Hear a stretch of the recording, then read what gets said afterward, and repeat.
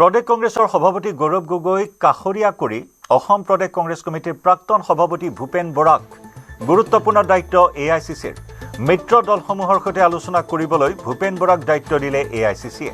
গৌৰৱ গগৈয়ে ওলমাই ৰখা আসনৰ ভাগ বটোৱাৰা চূড়ান্ত কৰিবলৈ গুৱাহাটীত বৈঠকত মিলিত হ'ব অখিল গগৈ আৰু ভূপেন বৰা। সভাপতি গৌৰৱ গগৈ কাষৰীয়া কৰি সমাগত বিধানসভা নিৰ্বাচনত বিৰোধীৰ আসন ভাগ বটোৱাৰাৰ দায়িত্ব অৰ্পণ কৰা হ'ল ভূপেন বৰাক। দায়িত্ব দিয়াৰ পিছতে শুকুৰবাৰে আসন ভাগ বটোৱাৰাক লৈ অখিল গগৈৰে বৈঠকত বহিব ভূপেন বৰা। অখিল গগৈৰ সৈতে হোৱা গুৰুত্বপূৰ্ণ বৈঠকত আসন ভাগ বটোৱাৰাৰ চূড়ান্ত হোৱাৰ সম্ভাৱনা আছে। নমস্কাৰ ভূপেন বৰা ডাঙৰীয়া, এই মুহূৰ্তত আমাৰ হাতত এটা খবৰ আহিছে যে বিৰোধী ঐক্যৰ সৈতে আসন ভাগ বটোৱাৰাক লৈ যিখন বৈঠক হ'ব সেইখনত আপোনাক দায়িত্ব প্ৰদান কৰা হৈছে। অখিল গগৈৰ সৈতে আপুনি বৈঠকত মিলিত হ'ব। এই সম্পৰ্কত বিৰোধী ঐক্য সম্পৰ্কত আমাৰ প্ৰদেশ কংগ্ৰেছৰ সভাপতি গৌৰৱ গগৈ ডাঙৰীয়া আৰু আমাৰ বিৰোধী দলপতি দেৱব্ৰত শইকীয়া ডাঙৰীয়াই গোটেই বিষয়টো আৰম্ভণিৰ পৰা যথেষ্টখিনি ইতিমধ্যে আগুৱাইছে। কালি আমাৰ এআইচিচি নেতা জিতেন্দ্ৰ সিং ডাঙৰীয়া আৰু অসমৰ আমাৰ সভাপতি বিৰোধী দলপতি আমাৰ সাংসদ ৰকিবুল হুছেইন ডাঙৰীয়া, বৰদলৈ ডাঙৰীয়া, ৰিপুণ বৰা ডাঙৰীয়া আৰু সভাখনত ময়ো আছিলো।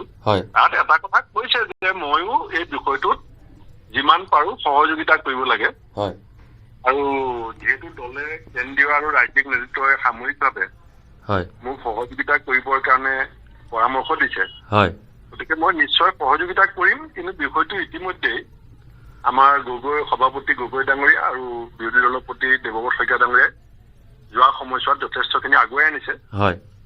কালিলে বিহালীত মই আমাৰ সভাপতি আৰু বিৰোধী দলপতিক লগ পাম।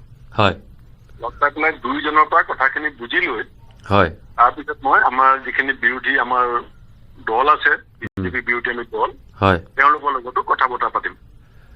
এই ক্ষেত্ৰত অখিল গগৈয়ে মাজতে কৈছিলে যে মিত্ৰতা সম্পৰ্কত ইতিমধ্যে আমি যথেষ্ট আগবাঢ়িছোঁ আৰু 4টা খোজ দিবলৈ বাকী আছে, আৰু তেওঁ 20খন আসন বিচাৰিছিল, তাৰ পাছত পৰৱৰ্তী সময়ত 15খনলৈ আহিলে।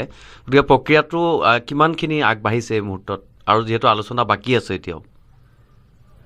পুংখানুপুংখভাৱে আপোনাৰ প্ৰশ্নটো উত্তৰ দিব পৰা অৱস্থাত বৰ্তমান মই নাই, কিন্তু মই কালিলে আমাৰ ৰাজ্যিক সভাপতি আৰু বিৰোধী দলপতিৰ লগত বিষয়টো বুজ ল'ম, আপোনাৰ প্ৰশ্নটো বুজ ল'ম, আৰু তাৰপিছত মই তেওঁলোকৰ লগত কথা পাতিম। আমাৰ অখিল গগৈ ডাঙৰীয়া, লুৰিণ গগৈ ডাঙৰীয়া বা মনোৰঞ্জন তালুকদাৰ ডাঙৰীয়া, তেওঁলোকৰ সৈতে পতাৰ পিছত আমাৰ দলৰ ফালৰ পৰা আমি কথাবিলাক ৰাজহুৱা কৰিম যেতিয়া সময় আহিব।